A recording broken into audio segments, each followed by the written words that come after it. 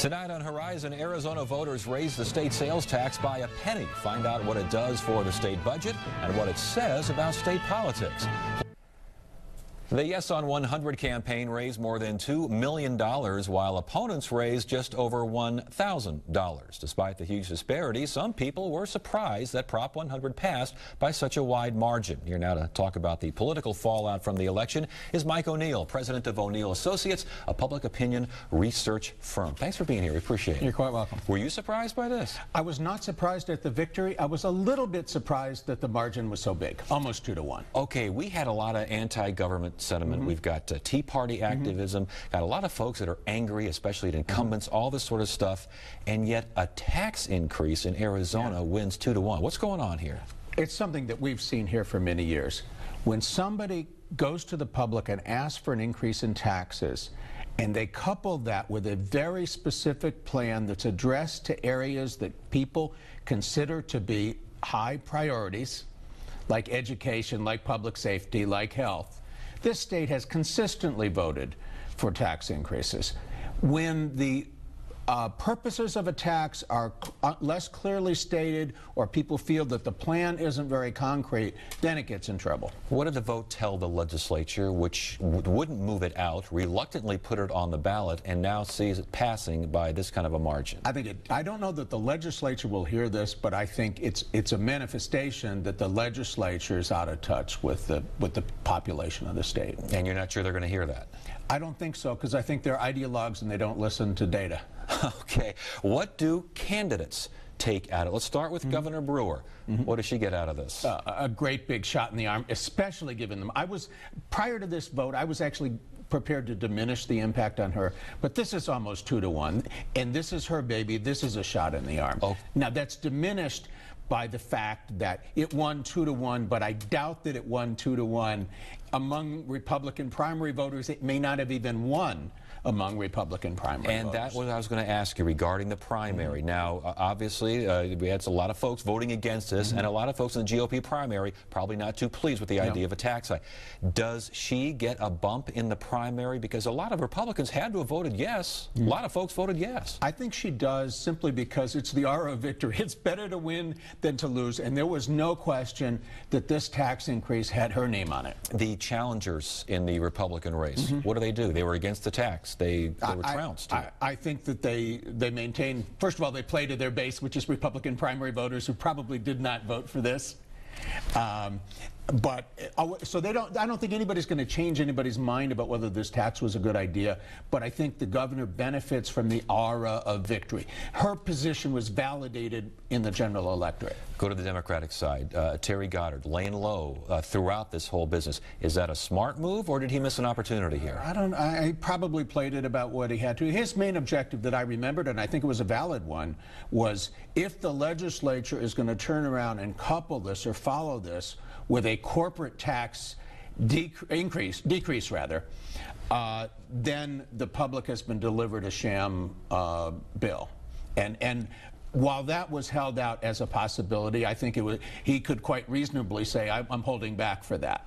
Okay, that would be the insider's look. What about the general election, general populace out there? They see a governor who says, I took a tough stand, et cetera, et cetera. They see the Democratic candidate who wasn't necessarily in front of that parade. What does that do in the general? She gets the credit for it. Now, what does it do in the general? Depends on whether her name is on the ballot. That's true.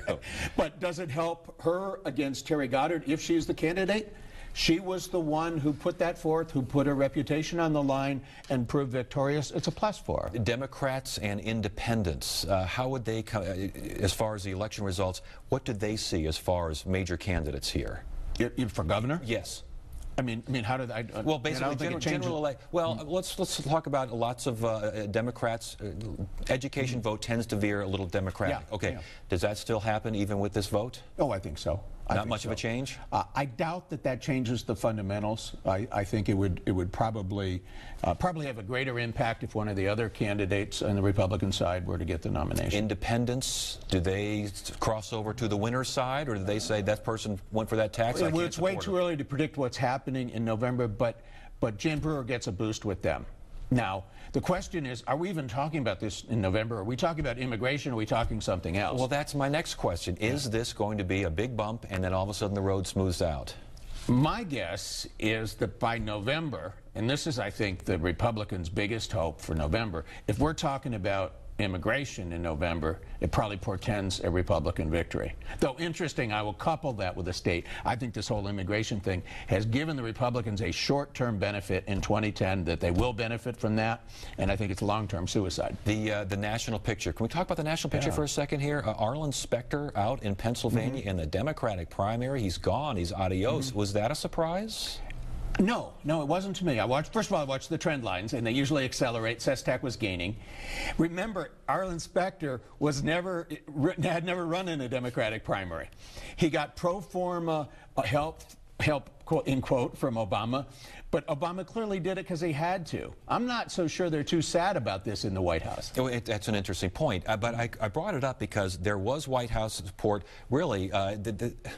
There was no union support. There was no White House support for the challenger. He beat Specter. You had the situation in Arkansas with the moderate Democrat not doing all that well. You had the hand-picked GOP establishment candidate in Kentucky not doing all that. Does this say, early indication, incumbents are in trouble? It says that, but it also says that the base of the Democratic Party is the liberal side. The liberal side outperformed on the Democratic side. It says the Tea Party has a hold on the Republican side, Rand Paul. Right. So we can look forward to more of that, more of the kind of dichotomy then, because usually folks kind of veer toward the center once the general election hits. Do you think they may wind up out there the whole way? You know, that's usually the point of balance in November. Is you run to the extreme in the primary, and then you search for victory. You get the 51% by going towards the center. And how about Arizona? How do we fit into all this? I mean, goodness gracious, a tax increase, Republican governor, a conservative Republican governor pushing a tax increase that wins 2-1. Does that change our dynamic compared to other states? I think it illustrates more of what we really are. We have a conservative legislature, not because of the population, but because of the rules of the game, and there are a majority of Republican safe seats, and very conservative Republicans win in those primaries. That's not a reflection of the state. When you get to the level of the governor, we're very moderate, we're centrist, maybe slightly, about 6% Republican edge, but over and over a Democrat can win if they pick up the lion's share of the independents. Bottom line, from what you saw around the country and even in Arizona here, are you seeing establishment Democrats, establishment Republicans, the party line, lots of folks saying, I just don't want that anymore? This does not look like a good year to be an incumbent. And even if you're an incumbent, you probably try to run as some sort of an outsider. Yeah, so even if the party loves you, you got to kind of step away a little bit. Yeah. All right. Good to have you here. Thanks for joining us. You're quite welcome.